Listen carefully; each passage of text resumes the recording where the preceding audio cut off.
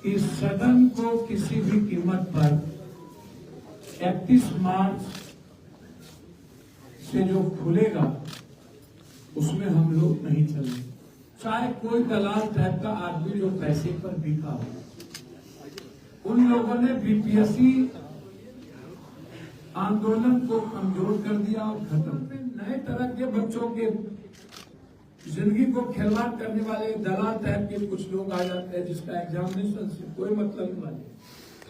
वही कोचिंग वाले गर्दनी बाग भी जाते थे, वही कोचिंग वाले बीपीएससी चेयरमैन के पास उनको बड़ी साजिश के तहत खत्म करने की कोशिश की गई, जिसमें कोचिंग माफिया नंबर 1, नया सत्याग्रही नंबर 2, आपकी दलाली करने वाला पैसा लेकर के छात्रों को भेजने वाला नंबर 3।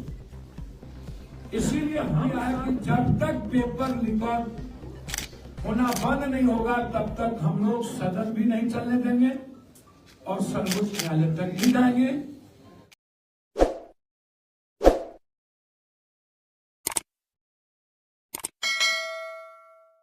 नमस्कार, आप एबीजे न्यूज देखने की शुरुआत कर चुके हैं। मेरा नाम है राजा झा। देखिए, 12 जनवरी दिन रविवार को पूरा बिहार बंद बुलाया गया है। इसी कड़ी में आज बिहार बंद से पहले शनिवार की पूर्व संध्या पूरे बिहार में मशाल जुलूस निकाला गया। यानी साफ तौर से कहें तो पप्पू यादव की सेना अब सड़क पर उतर चुके हैं और साफ तौर से बीपीएससी और सरकार को घेरने के लिए अब लगातार अपने तरह तरह के अभियान चला रहे हैं। यानी साफ तौर से कहें तो पप्पू यादव आज पटना में प्रेस वार्ता कर बड़ा ऐलान कर दिया है। उन्होंने कहा है कि 12 जनवरी तो ये टेलर है, अभी तो पिक्चर देखना बाकी है। नीतीश कुमार और बीपीएससी को झुकना पड़ेगा।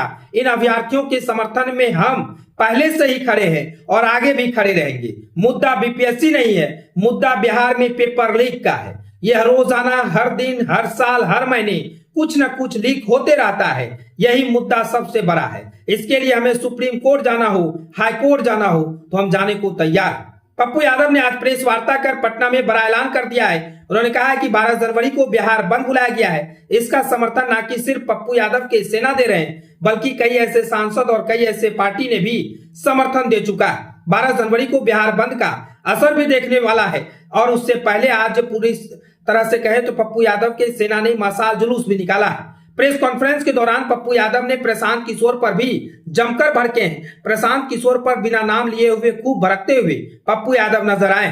पप्पू यादव ने कहा कि 16 दिन बाद एक आदमी आया और फिर साजिश रचकर बीपीएससी छात्रों का सत्याग्रह खत्म कर दिया। हम लोग शुरू से छात्रों के साथ हैं, ये गर्दनी बाग तो गए ही नहीं और फिर नाटक करने के लिए गांधी मैदान पहुंच गए।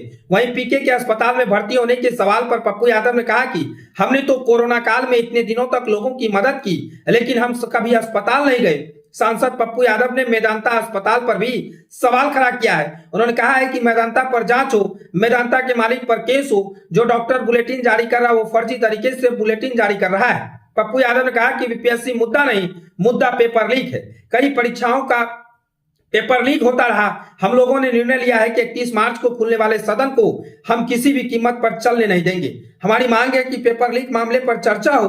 देश में पेपर लीक कब बंद होगा? उन्होंने कहा कि बीपीएससी छात्रों के आंदोलन को खत्म करने में कोचिंग माफिया का भी हाथ रहा है। प्रशांत किशोर की जनसुराज के बाद अब पप्पू यादव की ओर से पटना हाईकोर्ट में याचिका दाखिल की गई है। यानी साफ तौर से कहें तो पप्पू यादव न कि सिर्फ प्रशांत किशोर पर बिना नाम लिए भड़के हैं, बल्कि कोचिंग माफियाओं पर भी भड़के हैं। और इतना ही नहीं, अभी से ही सरकार को आगाह कर दिए हैं कि 31 मार्च को जब संसद भवन की सुनवाई होगी तो हम लोग संसद भवन चलने नहीं देंगे।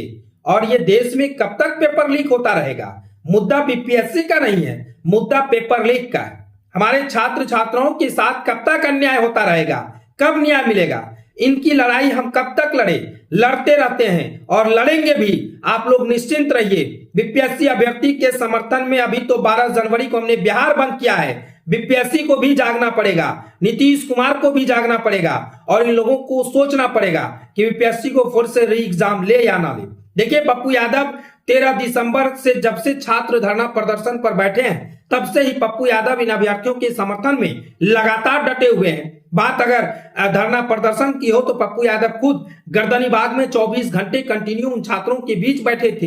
इस कड़कड़ाती ठंड में भी पप्पू यादव उन छात्रों के बीच डटे रहे और वहां से भी ऐलान कर दिया था। हालांकि पप्पू यादव ने 3 जनवरी को भी बिहार बंद बुलाया था, लेकिन अब 12 जनवरी यानी कल रविवार को जो बिहार बंद होगा इसका बिल्कुल असर देखने को मिलेगा, क्योंकि इस 12 जनवरी को कई पार्टियों का समर्थन मिल चुका है, कई सांसद का समर्थन मिला है। लेकिन देखना बड़ा दिलचस्प होगा कि पप्पू यादव के आंदोलन से बीपीएससी झुकेगा या नहीं झुकेगा। यानी बीपीएससी को झुकने पर पप्पू यादव पूरी तरह से मजबूर कर देंगे, मजबूर करेंगे। और पप्पू यादव ने संकल्प लिया है, इन अभ्यर्थियों को जब तक न्याय नहीं मिलेगा तब तक हम लड़ते रहेंगे। फिलहाल ये खबर को हम यहीं छोड़ चले जाते हैं। खबर कैसा लगा कमेंट सेक्शन में बताइएगा। अगर आप नए हैं तो हमारे चैनल को सब्सक्राइब कर लीजिए। तब तक के लिए धन्यवाद।